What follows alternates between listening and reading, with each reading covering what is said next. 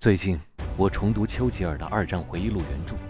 读到关于苏德战争前夕的章节时，那段历史再次让我思考，为什么1941年希特勒进攻苏联初期，拥有几百万军队的苏联红军表现得那么不堪一击。丘吉尔用他政治家的眼光直接指出了问题的核心，这场战争的胜负其实在第一声枪响之前的1937年就已经埋下了伏笔，那就是斯大林的大清洗。丘吉尔在书中用很痛惜的笔触写道，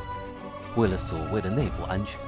斯大林对自己的军队进行了一次毁灭性的物理清除。这不是简单的人事变动，而是把红军中最聪明最有经验的几千名高级指挥官，包括像图哈切夫斯基元帅这样的天才，全部处决了。一个巨人亲手切掉了自己的大脑，这导致了2个致命的后果。第一，苏军的指挥系统瘫痪了，有经验的人都没了。第二，活下来的人被恐惧笼罩。丘吉尔观察到，剩下的军官变得唯唯诺诺，因为不做决定总比做错决定被枪毙要安全。所以当希特勒看到苏联这番景象时，他更加确信苏联就是一间破房子，只要我在门上踹一脚，整个腐朽的结构就会倒塌。读这段历史，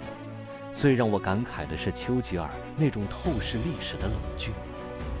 他让我们看到，一支军队的战斗力不仅仅取决于坦克和火炮的数量，更取决于它是否允许专业和真话的存在。正如历史学家罗伯特·康奎斯特所补充的那样，当一个系统把绝对忠诚凌驾于专业能力之上时，最终为此买单的往往是前线无数普通士兵的鲜血。历史不会重复，但历史的逻辑总是惊人的相似。